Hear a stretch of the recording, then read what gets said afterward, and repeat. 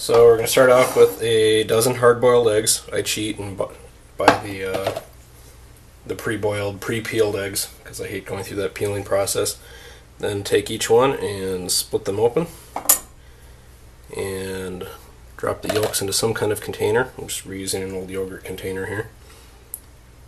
And sometimes they come out really clean like this one, but a lot of times there will be stuff left in there, so I usually just take a spoon and you kind of just gently swipe that stuff out of there until it's reasonably clean. And so we're going to do that for all of these.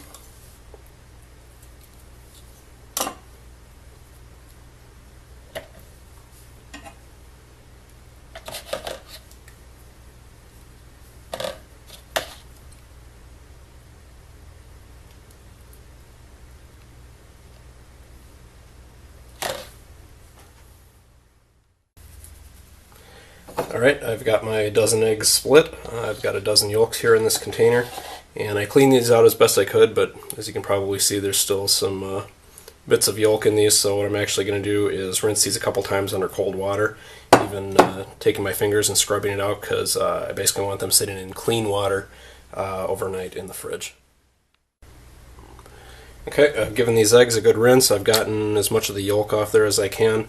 I know that's a little bit obsessive, but I tend to believe that the bad deviled eggs that I've had in my life always have that really sulfurous egg funk, and a lot of that comes from the edge of the yolk. So the cleaner I can keep this, the better they should taste in the end.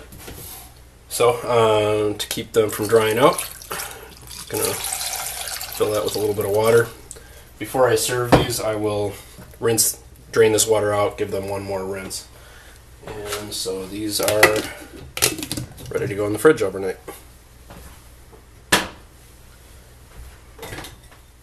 At this point, I'll take my dozen yolks that I have here in this container, drop them into a bowl, and mash them up. You could probably use a food processor for this, but I do not have one of those.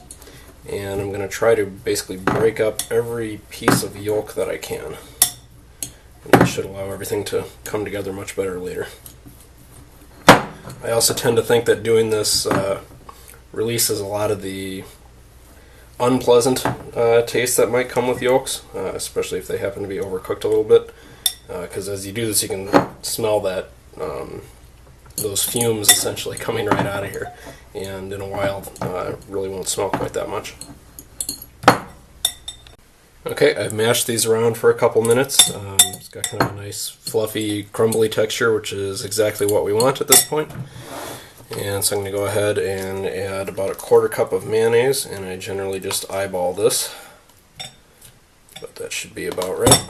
A quarter cup per dozen eggs. And mix that in. And it should wind up with kind of the consistency of a dry dough, but don't worry, we're adding more liquid to this later.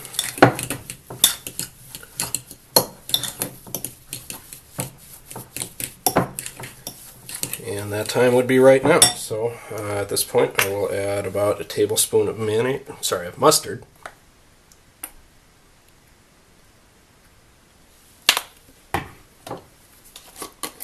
And a spoonful of horseradish, probably about a tablespoon or so.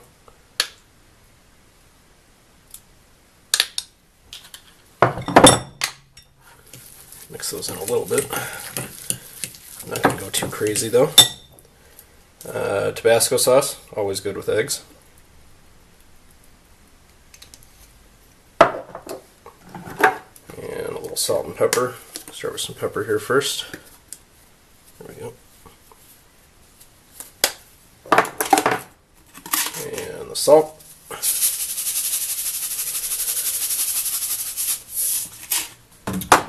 And since I'm making this batch kind of spicy, I'm also going to shake in some cayenne pepper.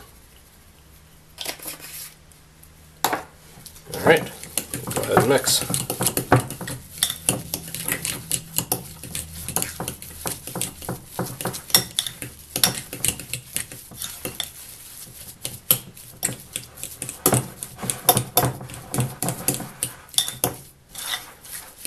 And then once that's all mixed together, always the last ingredient is diced up jalapeno peppers. I used one red and one green.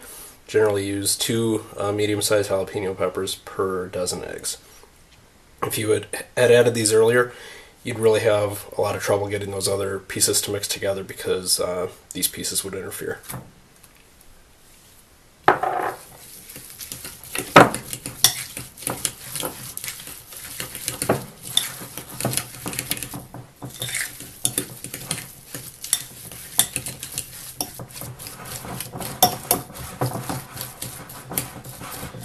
I actually kind of really like to beat these up a little bit and have the peppers give a little bit of moisture to the eggs. Alright, we're down to the end. I've switched over to a spatula so I can clean up the side of the bowl a little bit better. And take my container from earlier. And I'm just going to try to get this all in there without spilling any.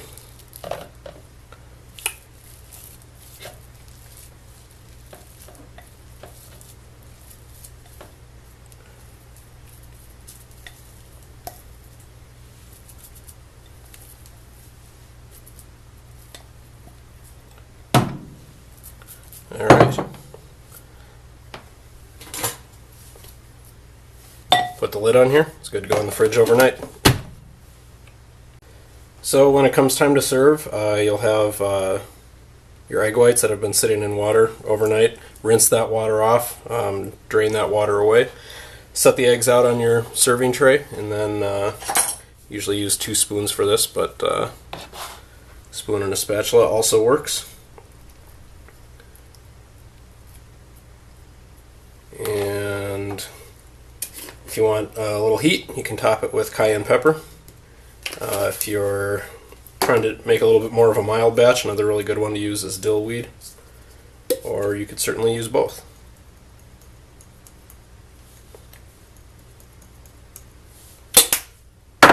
That's it. Joe's deviled eggs.